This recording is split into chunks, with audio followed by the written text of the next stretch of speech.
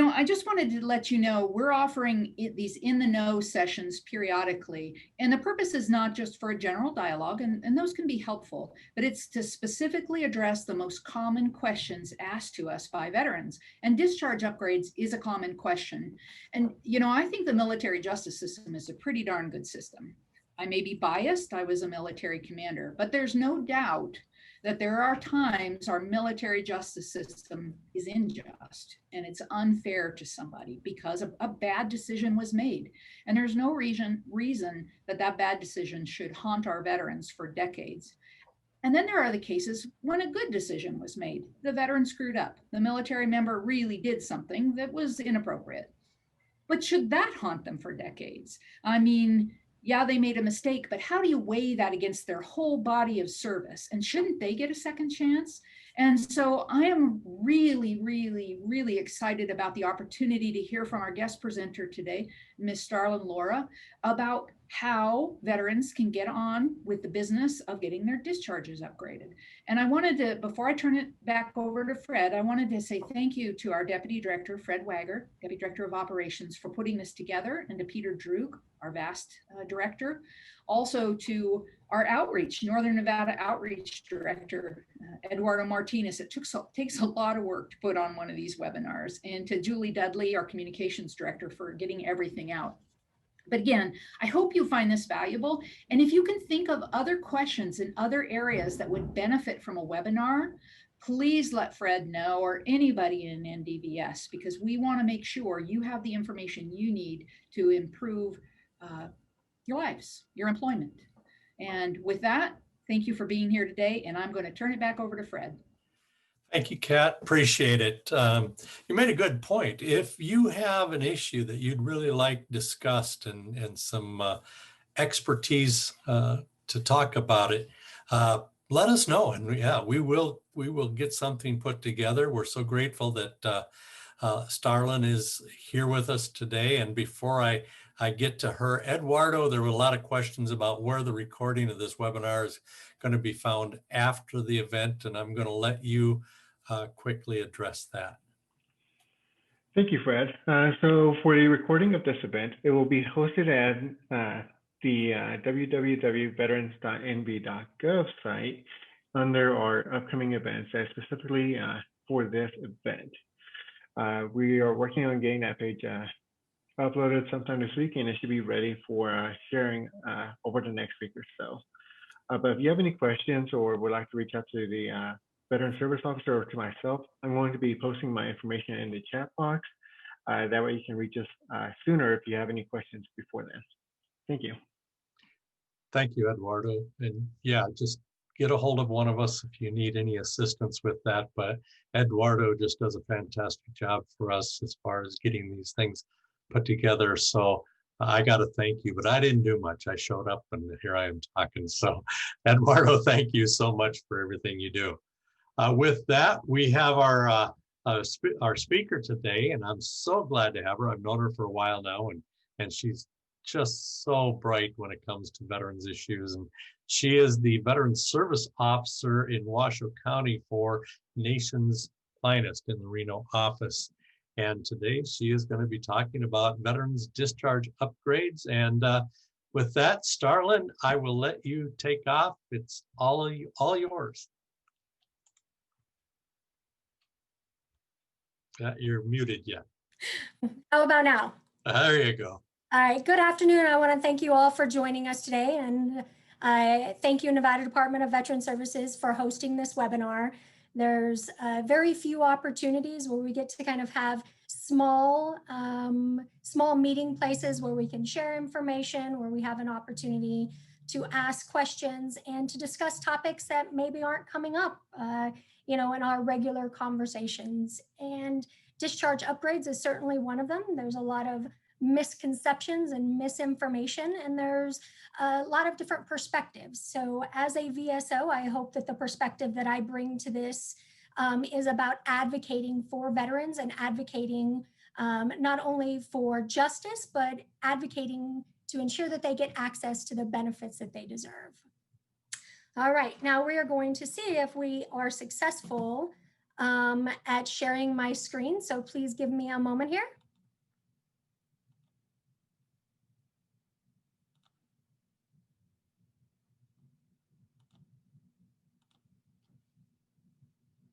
Are you all able to see the screen? Perfect. All right, we're going to give a broad, very general overview about why a veteran would want to file a discharge upgrade, and we'll briefly discuss the process, and we'll leave some time at the end of the presentation to answer any questions. At the end of the presentation, you'll also have my contact information, so if maybe it's a conversation about a specific veteran or if it's about you and you would like to address it one-on-one, please feel free to reach out to me. All right. Discharge. This thing is really interesting on my end. Your discharge may impact your ability to access VA benefits, to include VA healthcare, education, and disability compensation benefits. So as we are discussing benefits as a whole, your discharge does play a huge role. And this chart is just a bit of an overview where it breaks down the difference between what the discharge is and what services or VA benefits you have access to. The NE stands for not eligible. So when we're talking about anyone who has an OTH or an other than honorable and a bad conduct discharge, we have to address the situation as with the veteran as a whole. As Kat indicated, there are a lot of situations where a single decision or a series of bad decisions can impact the rest of your future following your discharge. So we have an opportunity to look at the veteran as a whole and prioritize maybe what are their objectives. Let's discuss what actually happened in service and prioritize what it is that the veteran is hoping to achieve moving forward.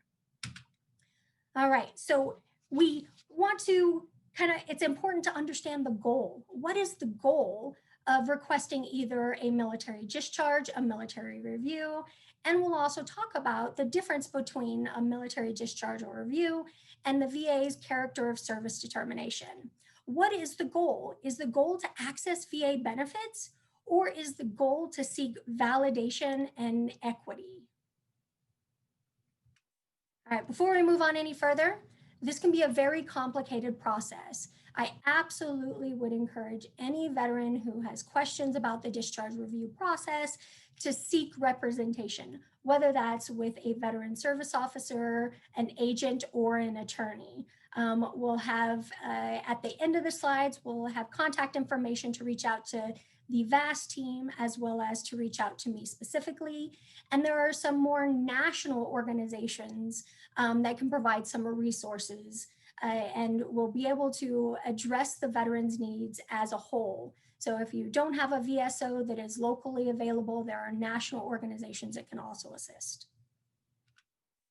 All right, so when we identify what we are looking to do, are we looking to upgrade the character of service? Are we looking to change the narrative reason of separation? Or maybe we want to ensure that our name reflects possibly our gender for those who are LGBTQ. So we want to identify what we are looking to do, what are our goals, what are the things that we can change, and what are some of the things that we can't change on a DD Form 214. All right, what is a discharge upgrade? What is a discharge review? This is where we literally are requesting the service department to change the military record, where we're asking for them to change the character of service or the reentry code and asking them to evaluate the veteran service as a whole to potentially change that document. All right, we're going to kind of shift gears just a bit because I think this is really important. When we are addressing what is the veteran's goal, a discharge upgrade and review isn't the only way to get to the end goal. If the veteran's end goal is to get access to VA benefits, then we can utilize the VA as a tool to make that determination. And we call that an administrative decision, where the VA evaluates the evidence in a very different way than the service departments. And they are able to evaluate the evidence based on the veteran's need for healthcare. And the VA has rules that are very different than the service departments. And so if the goal is accessing VA healthcare, we might want to consider doing a character of service determination, or most commonly called an administrative decision. All right, so when we're identifying what the VA can do and what we might need to request the service department to do is, depending on your discharge, some have access to VA and others, the VA gets an opportunity to make that decision. So clearly, honorable discharges, you have access to all VA benefits to include healthcare, education, VA home loans, burial benefits, a general under honorable condition. The VA also considers that an honorable discharge. And uncharacterized, I get questions about uncharacterized discharges all the time. All this means is that someone was unable to complete their military training upon enlistment. And so they didn't serve long enough for the service department to characterize this discharge. But the VA still considers that an honorable discharge. So other than honorable, and that to consider the undesirable, which is a term that isn't used very often anymore, but also bad conduct, the VA will make a decision as to whether that person's service was considered honorable for VA purpose, and then granting them access to VA healthcare. So that process usually is prompted when the veteran applies for any VA benefit. So whether that's the initiation of filing a compensation claim or whether they're filing a request for VA healthcare. All right, in the recent years, and most of these are developments out of post 9/11, out of the Iraq and Afghanistan conflicts, that there have been laws that change saying that the service departments should apply liberal consideration.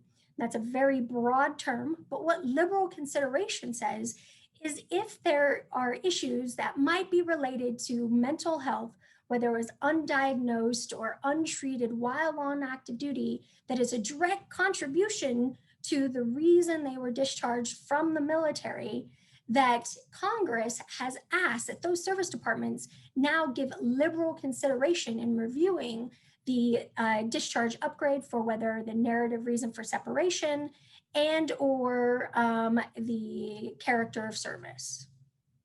So we'll talk about this a bit more. I just wanted to kind of start with this just to kind of get you thinking about liberal considerations. All right, there are two venues. There are two ways that a veteran can request a discharge upgrade and or review. And a general rule is whether the veteran's discharge was more than 15 years ago or less than 15 years ago. And based on that very general rule, it kind of determines what avenues are available in order to ask the service department to review that discharge and make necessary corrections. All right, so the first is called the Discharge Review Board. And this is for anyone who is discharged within the last 15 years. The standard of review is very limited in their authority, but the priority is to identify if there was a sense of equity that was not met within that discharge, whether the discharge was appropriate or proper, or in the case of a court-martial, whether there might be a request for clemency. The form that is used is the DD Form 293. We'll talk a little bit more about that, but not much. You can Google the DD Form 293. There's lots of information about the logistics of exactly how to fill out that form to ensure that you have the best chance of the service department changing or giving liberal consideration to your discharge. The interesting thing about the Discharge Review Board is that it can either be a paper review, or you can ask for an in-person review.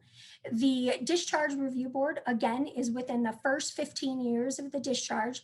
If it's more than 15 years, then most importantly, the DD Form 293 is not appropriate. All right, the Board of Corrections for Military Records. This is for anyone who is more than 15 years from their discharge. And there's a couple of general rules, but they have a broader authority. So if those rules don't necessarily line up, they have the authority to have a little bit more of loose guidelines. Most importantly is the first one, where you need to apply for the request within 3 years of when there is a discovery of the error or injustice. So in general, you could identify that, I just was notified that there was these liberal considerations. I served in Vietnam. I was a combat veteran, and I have combat stress to include post-traumatic stress disorder. And I am within 3 years of when I was told that I might be able to apply for a discharge review. But again, that is a broader authority. The form is DD Form 149, and this form is not appropriate for anyone who served less than 15 years, or there's a couple of clauses, but in general, which is why, as I discussed earlier, if you really are trying to embark on this process, having representation is really, really important, because the rules and regulations are very confusing. And if you complete the wrong form, the service department will reject the request. So, not to discourage anyone from initiating the process on your own, but I highly encourage you to seek representation. Unfortunately, with the BCM, that you are unable, or under most circumstances, unable to request a personal hearing, so it is just a document review. There are times where if you apply for the Decision Review Board and they deny the request, you then have the opportunity to apply the 3-year rule, then to go to the board and request a higher evaluation of that decision. All right, the discharge application. This is unanimously when the service departments are producing their reports about the number of claims that they have received or the applications that they have received, and the number of those applications that are completed with enough information for them to move forward, excuse me, for them to move forward and to make a decision on those applications. Now, unanimously, it's that the application is just the form, that the veteran will submit just the DD Form 293 or the 149, and they won't submit any supporting documentation to request that the application is reviewed in its entirety. I want to make a point out regarding the personal statement. We'll talk about that in a little bit more detail, but this literally is the opportunity for the veteran to tell the service department exactly what circumstances resulted in that discharge.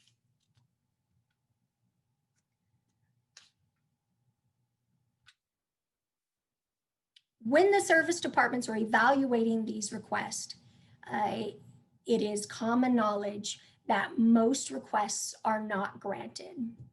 And the reason that those are not granted is that based on which avenue you pursue, they have different rules and regulations that they need to apply to that request. What I would encourage is to develop the request to the best of your ability so that the service department has as many options as possible to ensure that they understand the request, they understand what the service for that individual was, and what they are hoping to achieve from the request. There are times where the request will be submitted and they will be requesting something that is outside of the jurisdiction of either of these two review venues. All right, so when we're specifically talking about the difference between the Decision Review Board and the BCMR, I want to point out that the Navy has its own version of a review board. So if you're in the Navy, you have a completely different process than someone who served in another service branch. The applications are the 293 and the 193. What is unique about the review board and the board for corrections is that the review board has members who are actively serving in the United States military. So if you are applying to the Department of the Army, you're going to have 5 military officers from the Army who are going to be reviewing that request. Where the board has civilians, and these are civilian employees who are reviewing. So that may change the perspective, that may change how you address the conversation. What is also important is, as I said before, that the boards sometimes don't have the ability to change things. And in the example of the court martial, if a veteran is requesting a change to their court martial decision using the form 293, even though they are within 15 years of their discharge, that isn't going to result in the outcome that the veteran is looking for. And lastly is when we're trying to determine which one is the appropriate venue, we have to identify if a personal hearing is appropriate. And if a personal hearing is what the veteran wants, he or she wants an opportunity to tell his or her story to a full live person, then, you know, the DD form 293 isn't appropriate because there isn't, or I'm sorry, the 193, because thank you all, because nobody noticed that I had a clear error on this slide, so I will fix that before I send it off to Eduardo to be forwarded out. And so if a personal hearing is really important, making sure that you pursue the avenue where the hearing is appropriate is also something that your advocate can assist with navigating through that process. All right, the personal statement. This is the opportunity for the veteran to tell his or her side of the story. This is where the records can now be married with the veteran's experience, because the service departments are going to have access to the veteran's entire service treatment records and the veteran's military records. And if all the service departments have are those records, then they aren't going to have the opportunity to see the bigger picture. And that lay statement or that personal statement should describe in detail everything that the individual experienced, you know, from relationships that they might have had with service members, relationships that they had with their supervisors, relationships that they had with people outside of the military, why they joined the military, what was their goal, and what were the experiences that changed that path. The information in that statement should also describe exactly who that person is. Who are they after they left the military? Did that discharge negatively impact things that they might have had access to? You know, is there some injustice, such as having something along the lines of don't ask, don't tell, where homosexuality is listed on that DD form 214? And that has been something, just like Kat mentioned, that they've been carrying around with them since their discharge. And you know, what are some of the things that we want to see changed?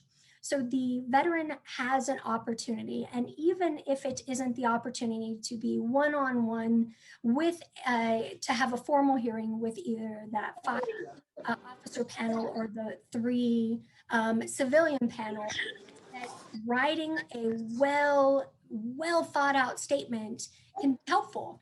And the service will also take into consideration letters from clergy, letters from friends, family members, loved ones, anyone who could account for who that person is today. Even after I had these challenging experiences while I was in the military, after I left the military, I went on to become a school teacher. I am the CEO of a bank. Who is that person now, and how has this experience impacted them? As I mentioned earlier, the service branches have reported that the ones that they are unable to give liberal consideration are the ones where there's not enough information for them to know or to put the veteran service into a puzzle where all of the pieces have a place and they all fit, so that the service branches can review it as the full veteran. Because we don't want the experiences from your time in the military to be the defining factors for the rest of your life.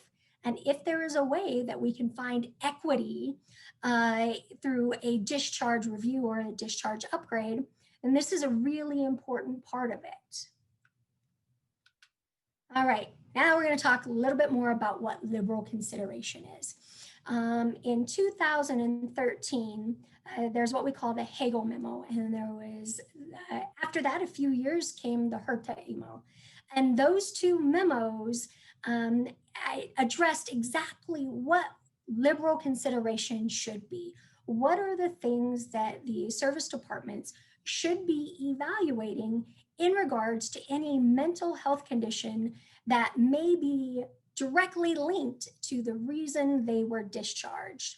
And so these liberal considerations are things that we want to address in the request, but we also want to address them in the narrative lay statement. So if you are working with an advocate, these are the hard questions that your advocate is trying to pull out to figure out if we can make an argument that shows the service department that your discharge was either inequitable or that there was an error or injustice, and identifying that these two memos really have changed how the service departments evaluate discharge reviews and upgrades.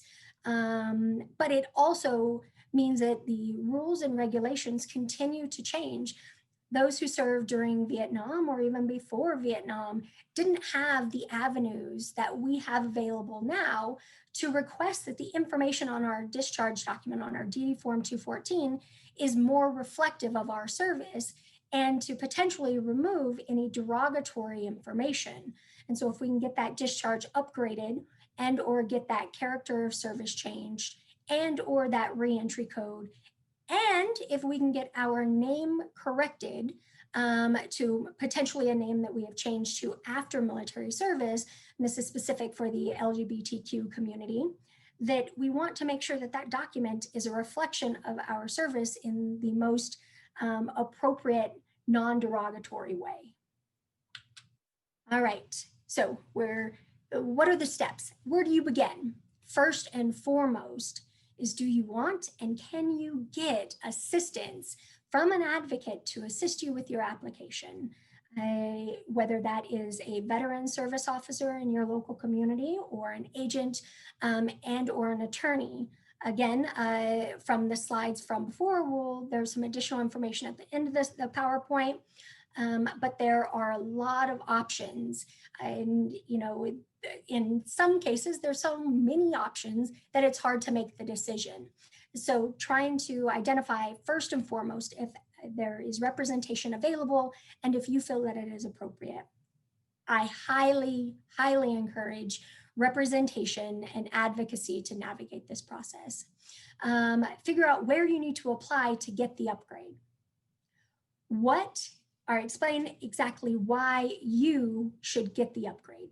This is where that statement comes in. You really have to tell the board exactly why you not only are requesting an upgrade, but why you deserve the upgrade. Specifically label out what are those considerations, if those considerations apply to you. Those considerations aren't going to apply to everyone who is looking to apply for a discharge upgrade or review, but understanding what they are and whether they can be helpful in your case, or if the strategy and the tactic needs to be under a different avenue.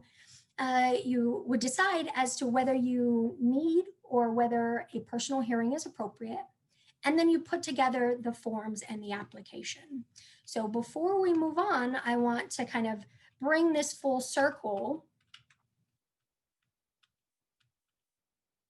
because when we are putting together that full packet, your advocate may encourage that you file a compensation claim first. You can apply for both of them at the same time, but service-connected disability compensation benefits for PTSD and or traumatic brain injury, PTSD related to combat trauma or sexual assault, personal trauma, or any other military-related stressor, if that condition is service-connected and you're able to provide that service-connected evidence to the board, then you have an additional piece of the puzzle that helps to substantiate that there was an untreated and or undiagnosed disability that was clearly related to military service. So you absolutely can apply for the discharge upgrade and or review at the same time that you're filing for a compensation claim. But if the outcome or the decision from that compensation claim may help in the service department making their decision, your advocate may encourage you to file the compensation claim first and to use that as evidence in support of your discharge upgrade request. All right. The VA has an amazing discharge upgrade tool on their website. That discharge upgrade tool gives you some drop-down menus that helps to kind of guide you, because as I said, not everyone has an opportunity to seek representation, and there are many individuals who would like to navigate this process on their own. That discharge upgrade instructions tool is tremendous. It helps to identify which avenue you should pursue, whether you need to complete Form A or if you need to complete Form B. And it allows you to access records that might be available. And it also allows you to see exactly what are some of the rules and regulations. And it's in a language that says step by step, what are the things that you need to take into consideration. And then second, there's an organization known as Swords to Plowshares. It's an organization out of San Francisco, and they have created an entire library full of self-help guides. Those self-help guides I use on an almost regular basis to help provide some information in more of a conversational language.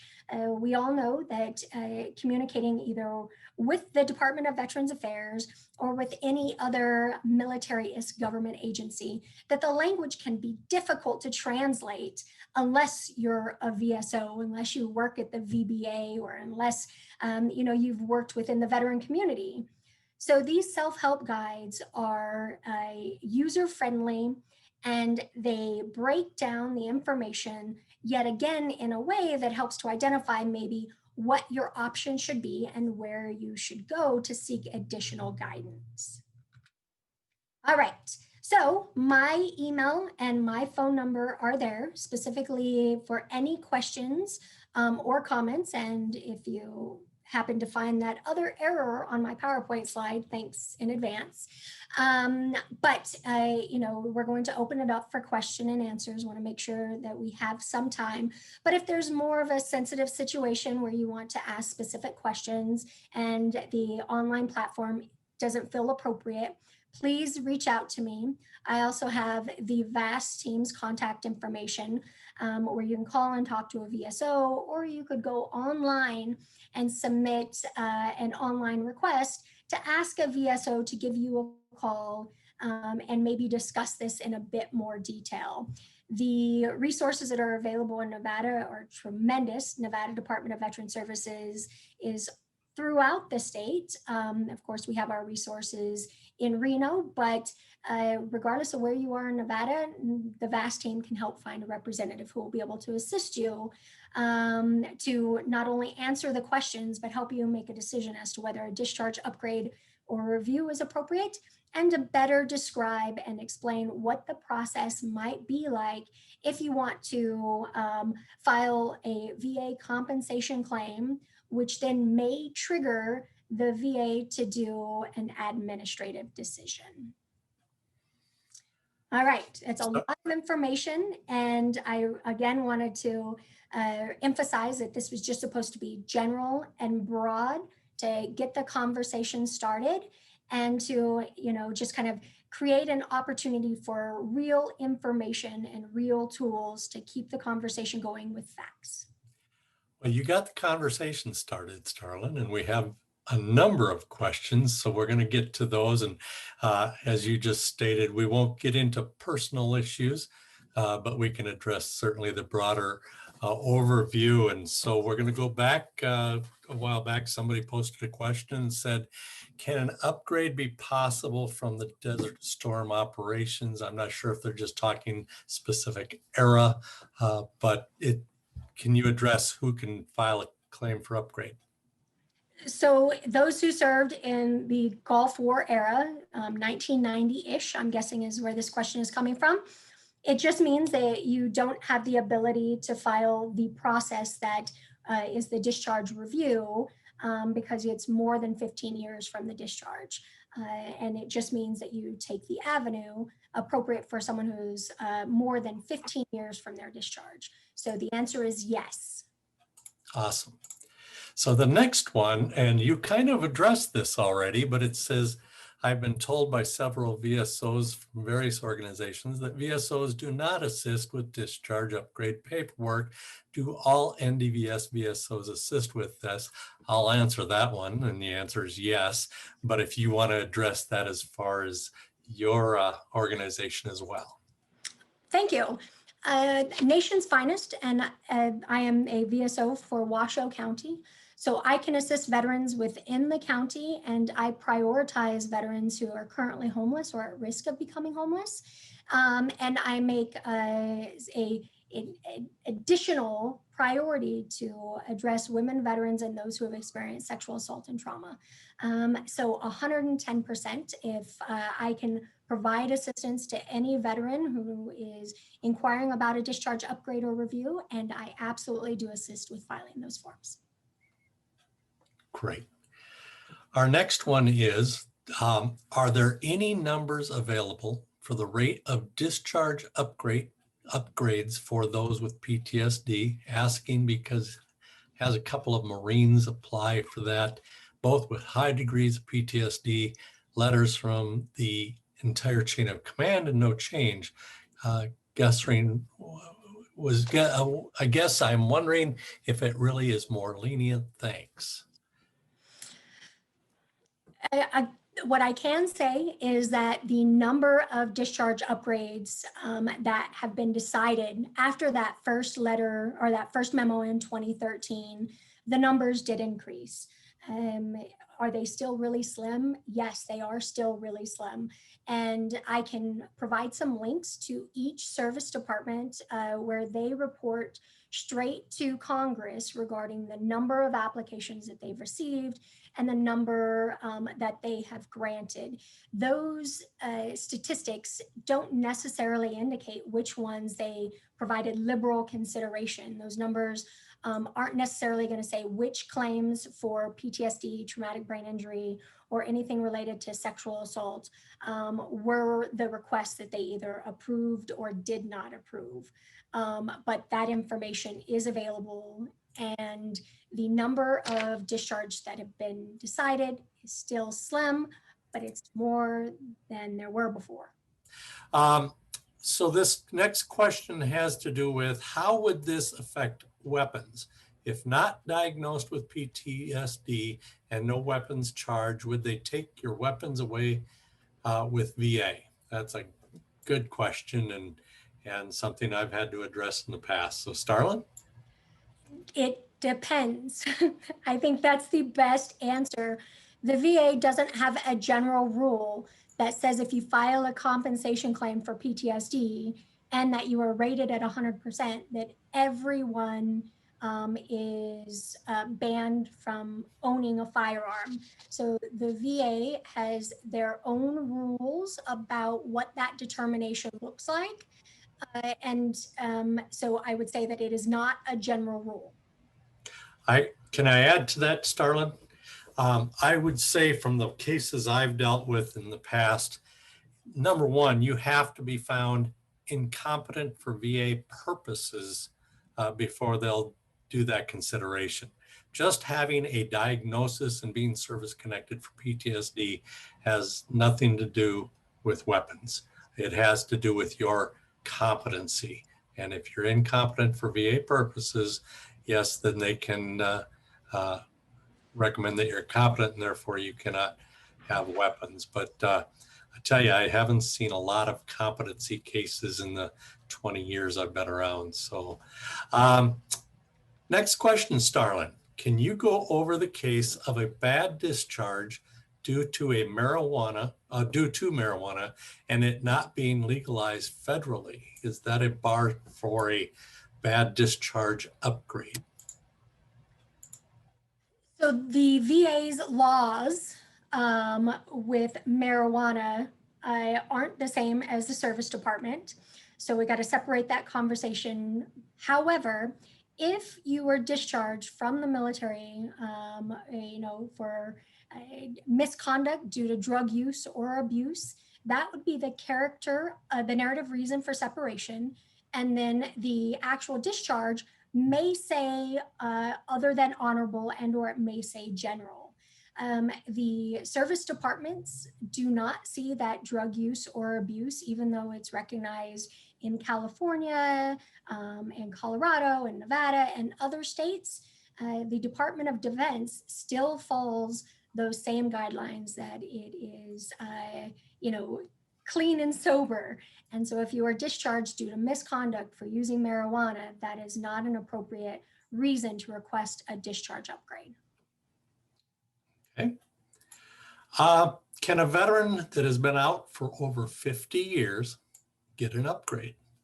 It's absolutely. So again, it's about requesting the discharge upgrade and making the argument as to why that veteran would like the discharge and what could potentially been the inequity that individual experienced while on active duty and during the discharge process.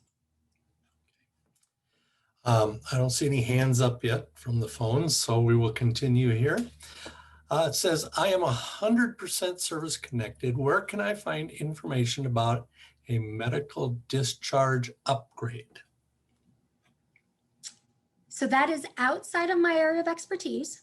However, the discharge upgrade and review can change the character of the discharge, either narrative reason, but it can't reinstate military retirement benefits with the belief that I should have been medically discharged instead of discharged under any other circumstance.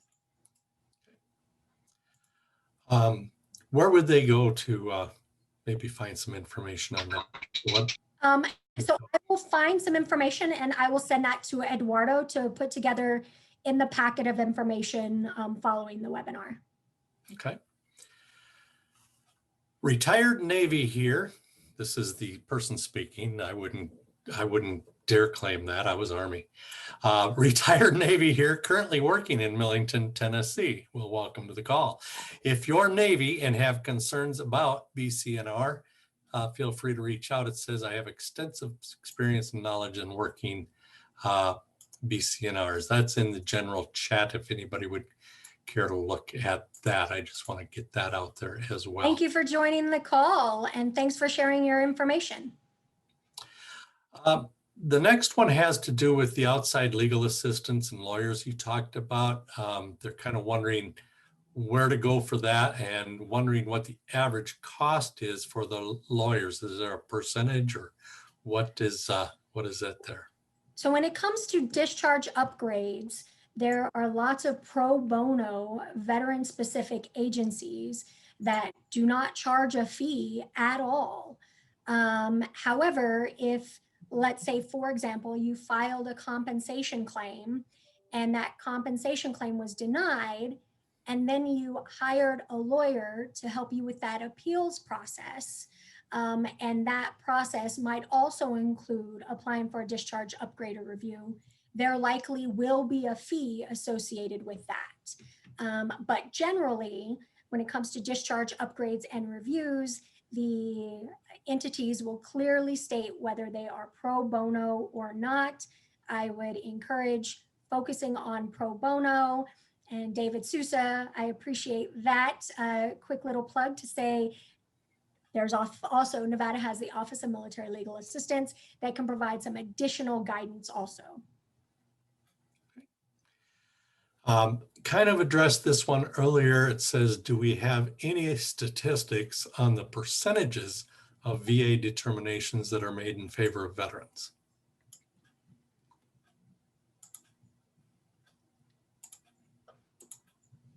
I don't think I have anything other than what I Okay, all right. already added. Okay. Please describe the DADT upgrade process in more depth. Can you do that? Okay. Yes. The don't ask, don't tell. If your DD Form 214 explicitly states that you were discharged, whether it was on honorable or anything other than an honorable, and that the narrative reason for separation is homosexuality or anything along those lines, that is considered derogatory information.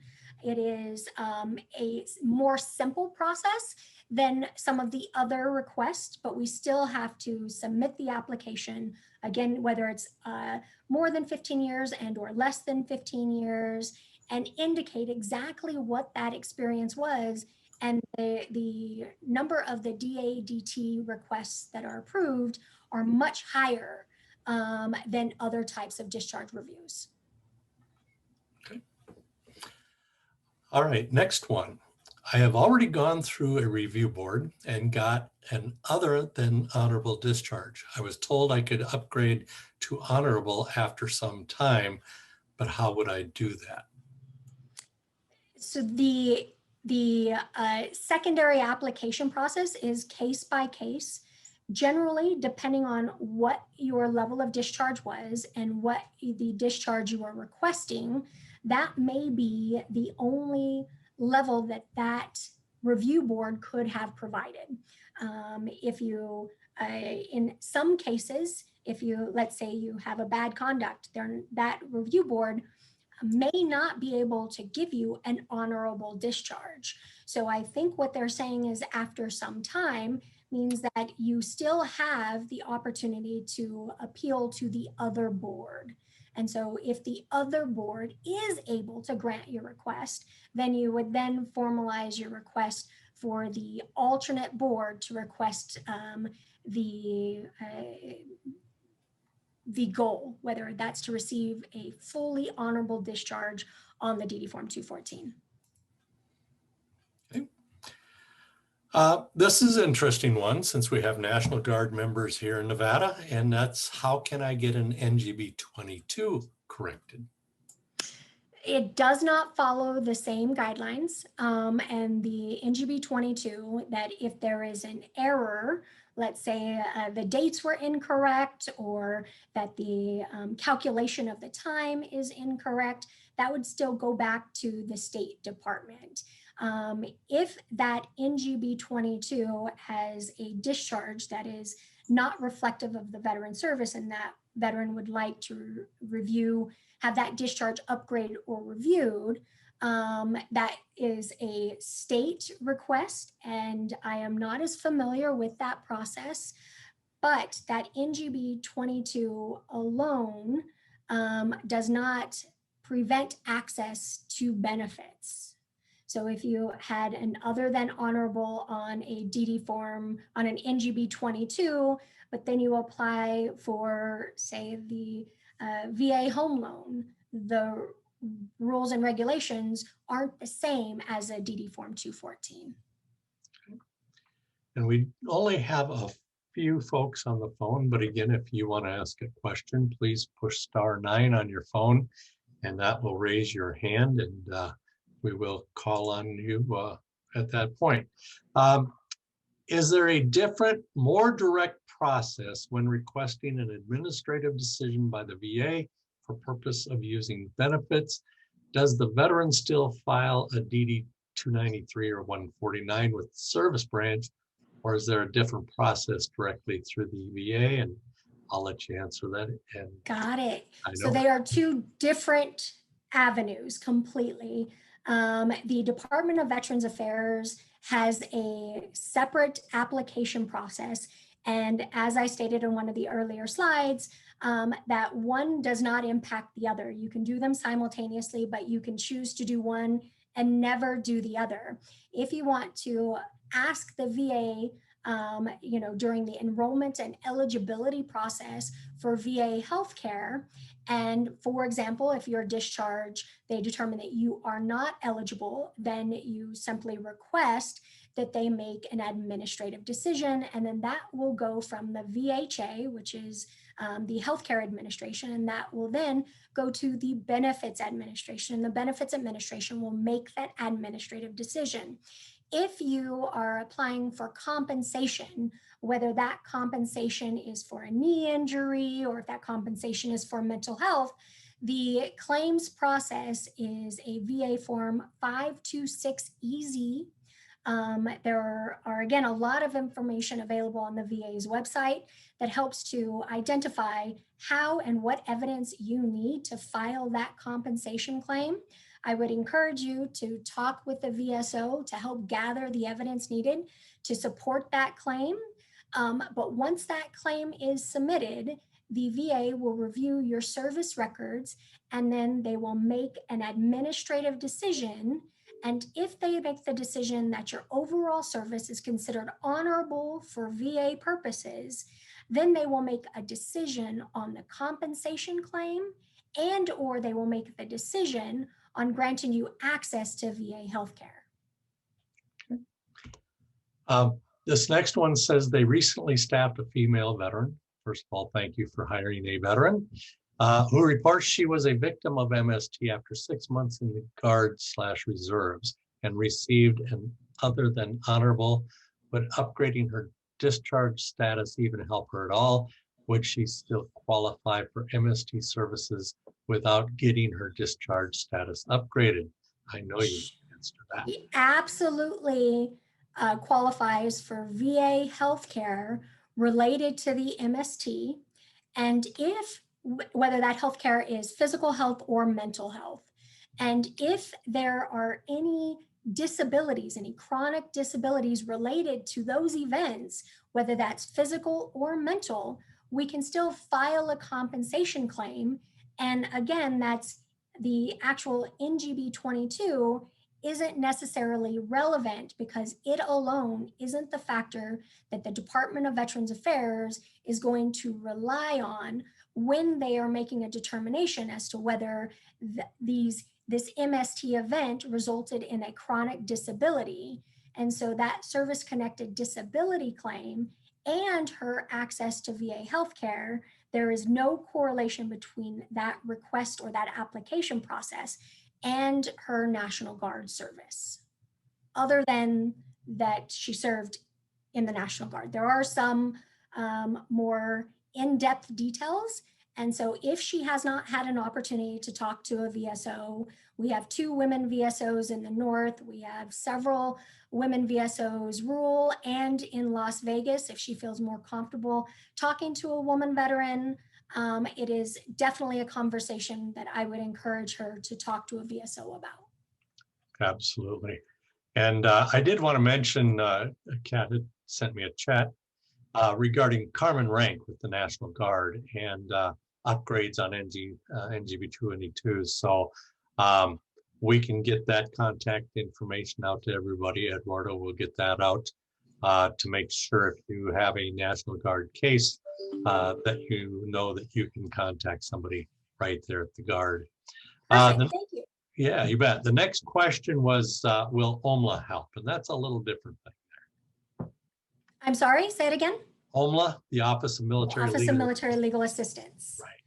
And so Office of Military Legal Assistance is an advocacy to ensure that veterans are able to connect to the appropriate legal services that they might need, whether that is family law, whether that is laws related to serving in the National Guard, being activated, employment law.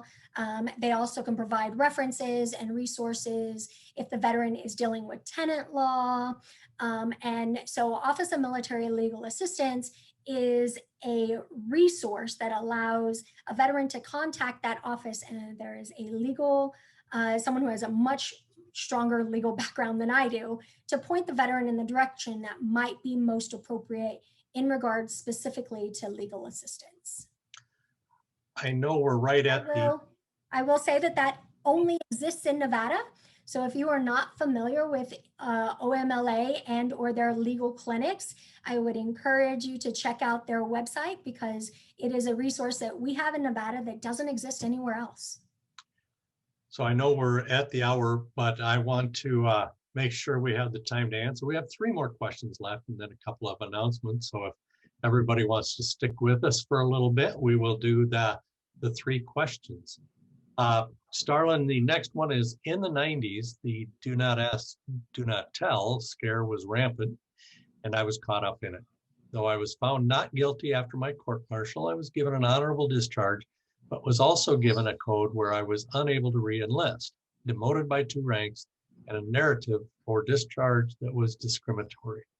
Am I able to upgrade and change my status and or get back pay for this? Let's go with the upgrade first. So the upgrade, yes, absolutely. The back pay, no. So the application process is that all of the discharge under Don't Ask, Don't Tell, there were some that the service branches went and automatically made those amendments. They were, many veterans didn't quite get in that bundle of people who the service branches said, we were able to identify these people that were identified as either having something derogatory related to Don't Ask, Don't Tell, and or heterosexual contact, but that they just didn't get addressed. So the process is no different. We still have to apply, but once the service department grants you that discharge review to remove that derogatory information, it's kind of the end of that action. It doesn't then prompt anything else from the services. So for example, if you were discharged under Don't Ask, Don't Tell from the United States Army, and you had a reenlistment code that prevented you from reenlisting, and then that reenlistment code changed, depending on how long it has been since you were discharged, you may be able to request to reenlist and go back into the military. But that if you would have been able to continue to serve under the same rules that we have today, and that you'd be able to return to service, it's not the same conversation. Okay, I do want to point out, thank you, David Sousa. He put in Carmen Rank, the Nevada Transition Assistance Advisor for the National Guard, and her phone number in the chat box. So if you would like that for the National Guard, please go take a look at that phone number. Two more questions. So if you would like to have an in-person review, are there boards in Nevada, or is further travel involved? I think probably at this point they're doing everything virtually, but do you want to take a stab at that one? Generally, except for COVID, ... The review boards are not mobile, that you must go to where the service department, where that board is meeting. And that travel is on the veteran. It is not reimbursed travel. That travel would be to go to Washington, D.C. to appear before the hearing, and then they would evaluate all of the information, and hopefully within, you know, that 2-year mark, because that's kind of where the VA or where the service departments are in trying to get those requests decided, that you would then get that information in a letter following that hearing. And so during COVID, they are trying to do those hearings, and they are, but we just haven't received any information related to the number of those hearings that have been conducted. Okay. Oh, some is new there- information from Carmen, so giving her cell phone number, which is David sent that, I believe. So, okay, is there any chance that someone discharged under Don't Ask, Don't Tell 3 months before they would have completed their service commitment can get a VA loan? So we should have a further on conversation, but the discharge alone isn't the only thing that the Department of Veterans Affairs looks at when granting their certificate of eligibility. And so if you are service connected for a disability related to your military service, that may change that conversation a little bit. So that it's not a black and white rule. I know I said that was our last button, but I do have one more in here. I sent in a discharge upgrade 2 years ago with LOX. Never heard another thing. I sent another discharge upgrade request this year about 7 months ago and still haven't heard. How do I get a response? Does he come see a VSO?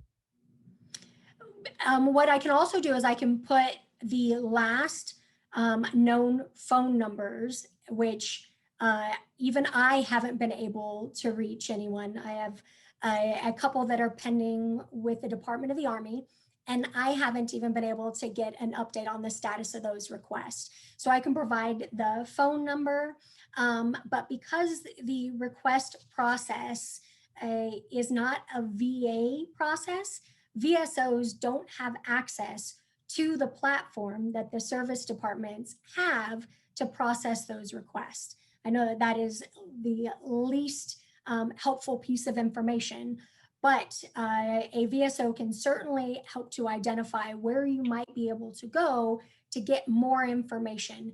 There have been several branches that have posted follow-up mailing addresses, potentially because the mailing addresses that are listed on the application, that those offices are currently closed.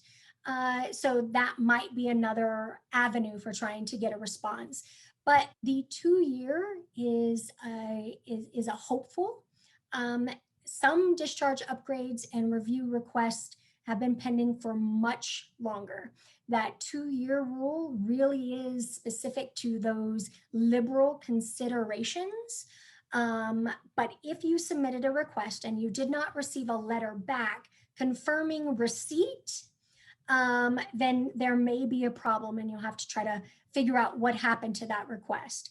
Once you receive the letter back telling you that they've received your request, that usually is the end of the communication until they make a decision. And that radio silence can be really frustrating.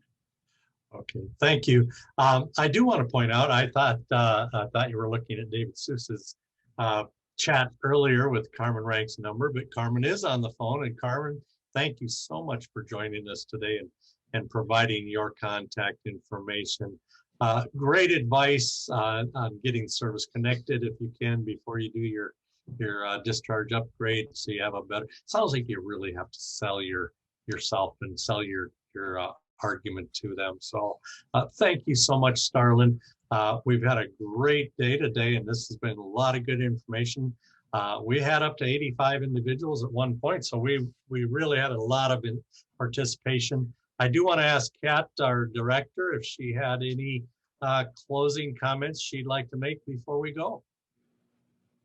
Yeah, thank you, Fred. The only thing I'd like to say is there was an earlier question about whether VSOs can help with discharge upgrades. I want to let you know that Nevada Department of Veteran Services VSOs are not there just to file claims for compensation and pension. Whatever your problem might be, whether you find yourself in a condition of, getting ready to lose your home, or whether or not you have a problem with burial benefits or nursing home issues or any problem. By statute, we address any problem, issue, or concern. Now, we might not have the expertise, but we have the phone numbers for the folks that might. If there was an issue with a veteran with MST or homelessness, I would send them to Starlyn.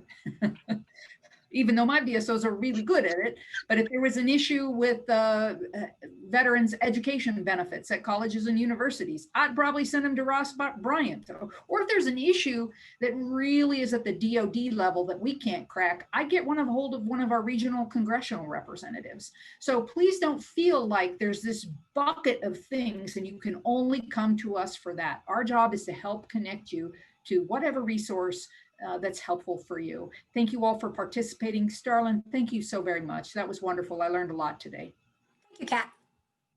So I hope everybody enjoyed this today. I want to thank Eduardo and Fanny again for their assistance. And Starlyn, thank you so much for being here today and providing such great information. It's kind of fun to go back as an old VSO. I kind of enjoy going back in time once in a while and thinking, oh, I haven't thought about that for a while. So if nothing else, it's a reminder. I know we've had VSOs from veteran service organizations on here today as well. I think your best advice this at the beginning was don't try to do it yourself. Get some help. You got veteran service officers, not only from the state, but from veteran service organizations, the county, all of that. I did want to point out, I see Genesee Roberts on here. She snuck onto the call, and even though she deserted you up there, I'm glad to see her on board. So thank you, everybody. She is doing great things in California with Wounded Warrior Project. It's That's right. So huge resource. I do have one announcement. You saw it in the chat maybe, and that is Beth Hemela put out the announcement on the Women Veterans Conference coming up on 3 March. And so be watching for those flyers as they come out, and we will see you there. And hopefully this is one of many events we have coming up as far as the Did You Know, or whatever we're calling it, In the Know. I don't remember what we're calling it, Kat. I think it's In the Know, but it's actually technically the second one. We just didn't give it a name before. We had our caregivers benefit one, and now we've had this one. And, but the thing is, we need ideas. So if there's something you think would be valuable to veterans to provide in-depth expertise knowledge on, let us know. Let Fred know. Yeah, we will certainly take your comments and your suggestions. Would like to do this quarterly, so please let us know what you'd like to talk about next.